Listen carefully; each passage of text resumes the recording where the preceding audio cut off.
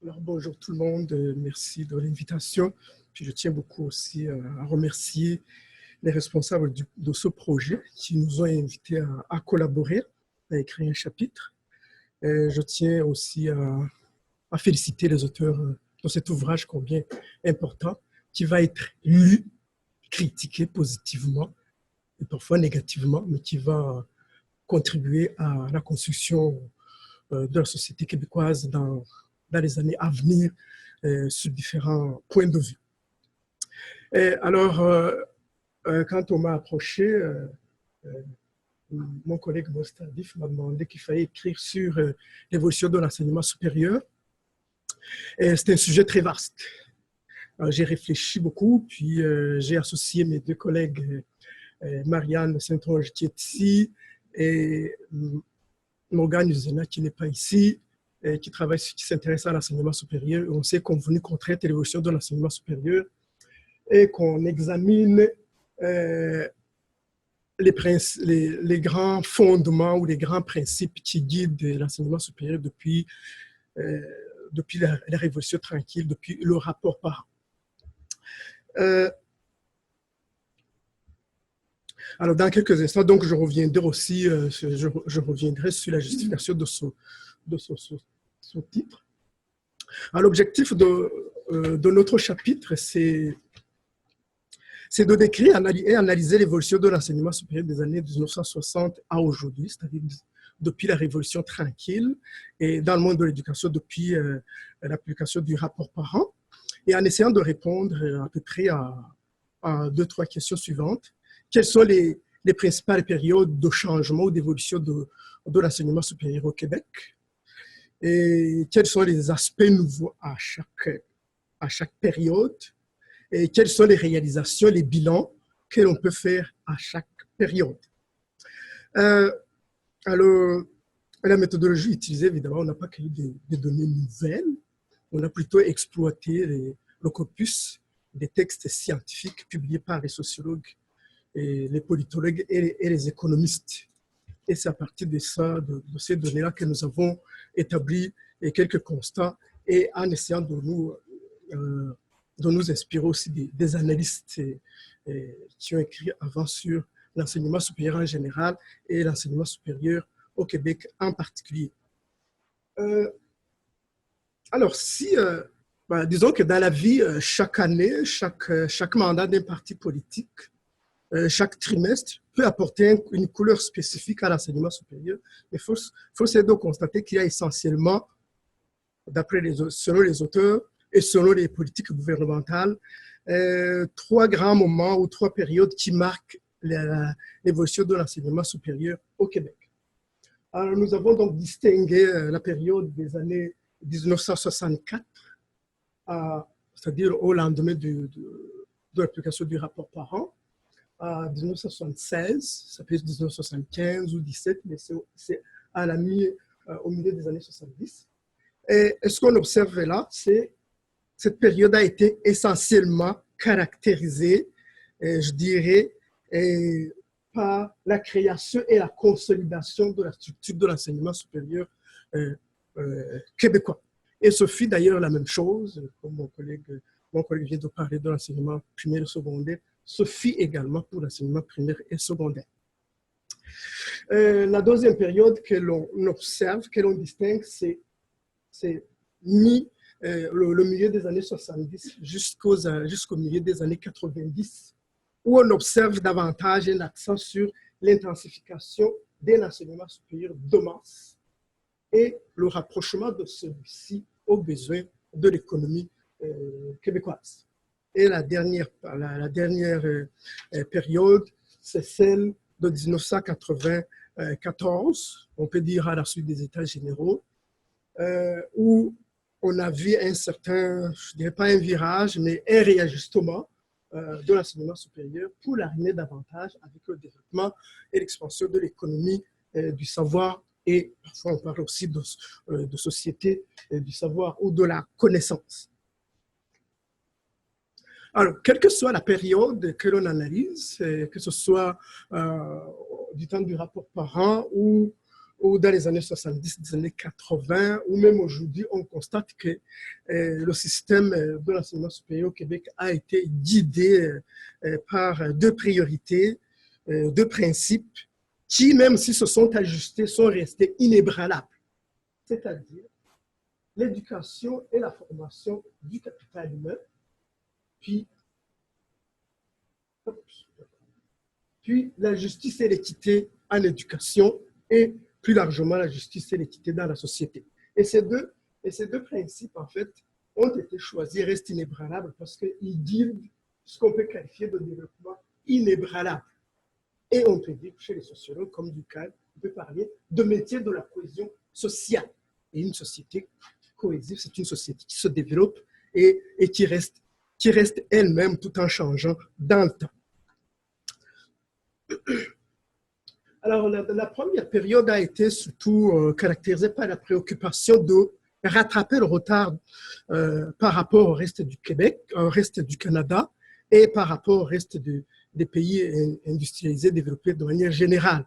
On se rappellera, et je n'entrerai pas dans les détails, qu'après la Seconde Guerre mondiale, il y a eu une expansion de l'industrialisation dans les pays de l'Occident et le Québec fait partie des puissances industrielles qui ont émergé à cette époque-là. Et le Québec, donc, a un retard à rattraper, notamment par rapport à l'Ontario. Évidemment, pour se rattraper par rapport au reste du Canada et au reste du monde, il faut, dans une économie qui devient de plus en plus, dans une économie industrialisée et qui est tertiarisée aussi, dépendamment de l'expansion du secteur tertiaire, je ne vais pas expliquer tout ça, dépendamment des télécommunications, assurances, banques, etc. On a besoin d'une main-d'œuvre hautement qualifiée dans les secteurs les plus économiquement rentables. Et on peut citer une longue liste de ces secteurs-là.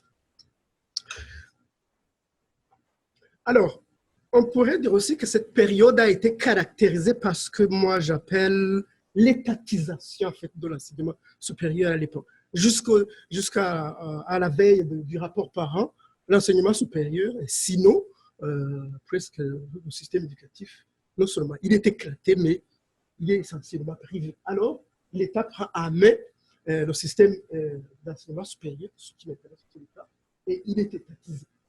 Alors, la responsabilité de qui s'instruit s'enrichit, vous vous rappelez de ce principe. Cette étatisation, donc, alors c'est manifesté par, je dirais essentiellement, trois choses. La première, c'est l'accroissement de l'accessibilité aux études, et cet accroissement de l'accessibilité des études va s'opérationnaliser par une dissémination des cégeps et des universités sur l'ensemble du territoire du Québec, ce qu'on appelle la régionalisation de l'enseignement universitaire québécois, et où on va compter pour l'université, par exemple, une dizaine de constituantes disséminées à travers tout le Québec. Il y a aussi le renforcement de la gestion étatique. L'État intervient davantage dans la gestion des établissements, ne serait-ce qu'indirectement, en fixant des objectifs et en la finançant. Création aussi des programmes de soutien à la recherche. Et de façon définitive, et pour la première fois, l'enseignement supérieur reçoit le mandat de l'État de développer la recherche. La deuxième période que j'ai distinguée, c'est de 1976 à 1994, milieu des années 90. On peut observer, donc il y a la massification et le rapprochement aux besoins de l'économie. Et quel bilan peut-on en faire? Quels sont les résultats que l'on peut voir? On constate qu'au niveau de l'enseignement collégial, qui est une création évidemment originale au Canada, on passe de 14 000 en 1968, 14 000 étudiants à 160 000. Donc, les effectifs étudiants se multiplient par 10. Ceci montre non seulement la création ou la production d'une main-d'œuvre hautement qualifiée, parce que ce sont des cadres sont des cadres et techniciens moyens.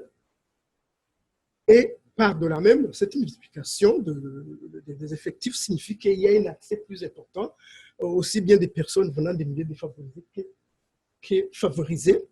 Ben, est-ce qu'il y a tout lié à l'équité? Là, c'est une autre question, mais tout le monde accède à ce niveau d'éducation. On observe une augmentation similaire, je dirais, au niveau universitaire. Alors, on trouve que, par exemple, au niveau du baccalauréat, dans les années 94, il y a déjà 30% des élèves qui entreprenaient accèdent à l'université, 6,8 accèdent à la maîtrise et un étudiant accède au doctorat. Ce qu'on voit évidemment, ce qui est intéressant et qui distingue le Québec, c'est qu'au baccalauréat, de 1984 à 2011-12, il y a une augmentation de 50%. Et à la maîtrise, il y a une augmentation de 100%, de 6 à 13. Et au doctorat, une augmentation de 200%, ce qui était là.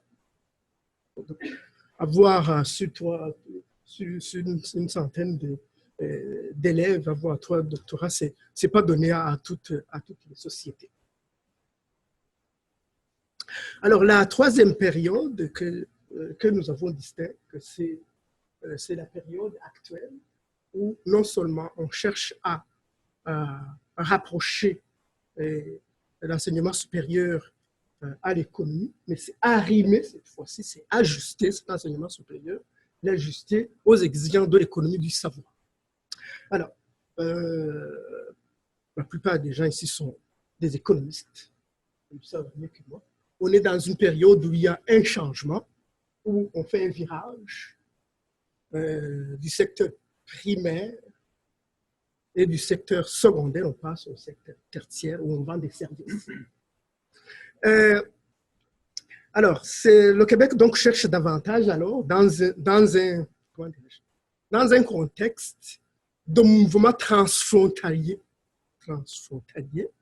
où une masse d'individus traverse différentes frontières, plus que par le passé maintenant, le monde, la planète est devenue comme un village. Alors, c'est devenu comme un village, il y a des individus qui traversent les frontières, mais il y a le savoir aussi qui traverse les frontières. Il y a des services qui traversent les frontières. Vous savez, aujourd'hui, on peut réparer un appareil, une machine d'ici, on répare un appareil qui est à Hong Kong ou qui est quelque part en Afrique. Et ça, c'est l'économie du savoir. Alors, cette économie du savoir, donc, elle est fondée sur le savoir et le savoir-faire, et en particulier les sciences et les technologies. C'est sûr que les sciences humaines et sociales interviennent pour encadrer ça, mais ce qui est au cœur de cette économie du savoir, c'est les sciences et les technologies. C'est donc les inventions.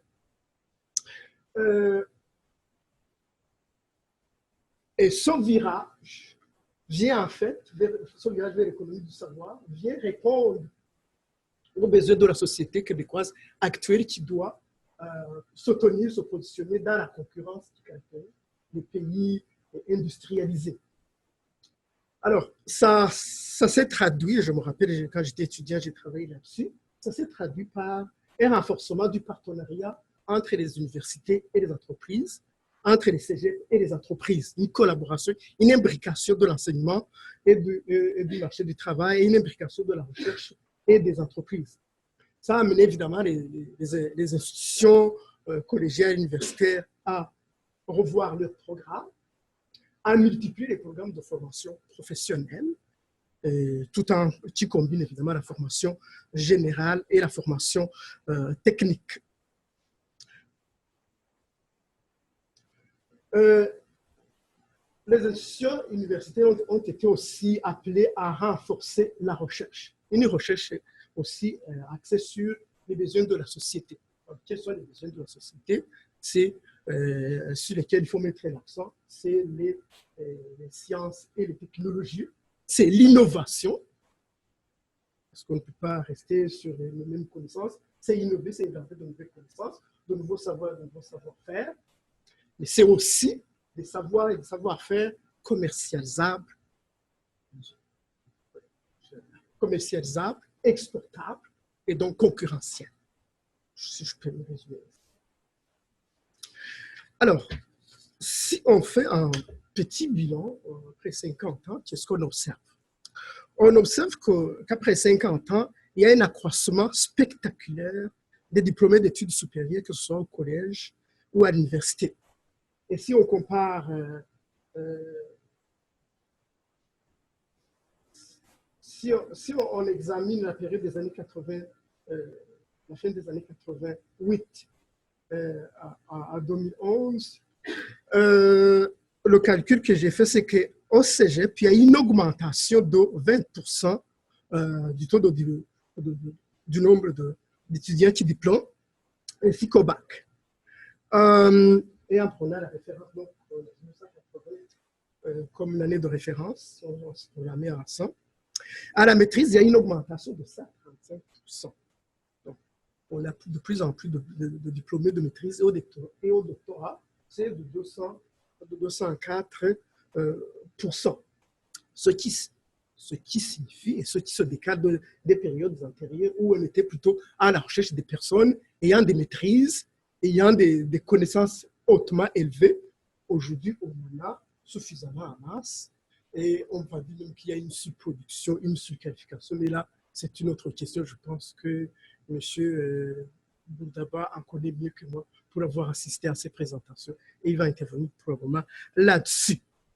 Donc, il y a un taux d'accès alors à l'enseignement supérieur très élevé, très comparable à la moyenne canadienne, très supérieur à la moyenne OCDE. Pour des raisons du temps, je n'ai pas mis des données ici. Le Québec n'en est pas resté là, comme les autres pays. Le Québec a aussi envisagé d'autres perspectives de création ou de production de main-d'œuvre hautement qualifiée, notamment à travers 3 éléments que je vais nommer ici. L'internationalisation de l'enseignement supérieur qui est maintenant, aujourd'hui, je dirais, à la mode. Alors, cette internationalisation a plusieurs objectifs que je ne vais pas nommer si ma collègue qui est absente ici, qui se spécialise dans ce domaine-là, et vous en dirai davantage. Mais je pense que je m'en tiendrai essentiellement à 2 éléments pour les économies. Alors, la première, c'est qu'on cherche, à travers l'internationalisation de l'enseignement supérieur, surtout universitaire, les pays cherchent à aller trouver, à chercher des étudiants et des chercheurs talentueux, capables de venir de soutenir les économies nationales. Donc, chercher des étudiants étrangers et ensuite les amener chez nous. Mais c'est aussi de collaborer avec d'autres chercheurs à l'étranger. Et c'est aussi exporter nos savoirs. Alors, l'autre axe, c'est la délocalisation des campus. Délocalisation des campus à travers tout le pays, toute la province, pour rapprocher davantage la formation des étudiants, surtout dans les endroits éloignés. Et là encore, on voit, il y a une formation du capital humain, mais il y a aussi la démocratisation dont il a été fait tout au début. Donc, les deux sont arrivés. Enfin, il y a l'enseignement à distance. L'enseignement à distance à l'interne, à l'intérieur du Québec, comme à l'extérieur aussi, donner des cours à des étudiants dans d'autres pays. Alors, comme conclusion, je dirais que durant ces 50 dernières années, plutôt je pense qu'on pourrait dire ces 60 dernières années, les politiques de l'enseignement supérieur ont été caractérisées par le souci d'élargir l'accès aux études, pas seulement l'accès aux études, dans une deuxième étape, c'était l'accès à la réussite. Donc, l'obtention du diplôme. Une mise à jour continue de la mission de l'enseignement supérieur, donc un ajustement en fonction des besoins de la société. Alors, les besoins de la société sont évidemment multiples, c'est la formation du capital, mais c'est aussi former des citoyens mieux éclairés. Des politiques de modulation du financement en fonction des fluctuations des conjonctures économiques, donc l'étatisation de l'enseignement supérieur, les politiques d'accountability, je ne reviendrai pas là-dessus, le maintien de l'autonomie des universités, particulièrement, mais tout en renforçant l'étatisation, tout en renforçant l'intervention de l'État dans la gestion de ces universités, ne serait-ce qu'indirectement en fixant des objectifs à atteindre pour la société. Qu'est-ce qu'on peut dire pour l'avenir? On pourrait dire que l'avenir de l'enseignement supérieur au Québec, comme dans d'autres pays d'ailleurs, mais pour ça c'est général, se situe dans le renforcement de la cohérence entre l'enseignement supérieur et les besoins de la société. Alors, ce renforcement de cette cohérence doit se faire évidemment à court, à moyen et à long terme. Et ça, c'est très important. Je pense que c'est pourquoi la société, toute la société politique et sociale et la société en général doit être mobilisée dans ce sens-là. Mais c'est aussi chercher à évaluer continuellement pour améliorer la qualité des projets et des nouveaux programmes. Autrement dit, ajuster les programmes d'enseignement, les mettre à jour, les contenus de l'enseignement pour que ce soit arrimé aux besoins de la société. Alors aussi, c'est harmoniser les priorités, les règles de financement et les modes de gouvernance. Et je dirais pour terminer, en fait, c'est maintenir les deux principes qui ont guidé depuis le rapport Parent l'enseignement supérieur, c'est-à-dire la formation du capital humain, mais aussi la justice et l'équité sociale. Voilà, merci.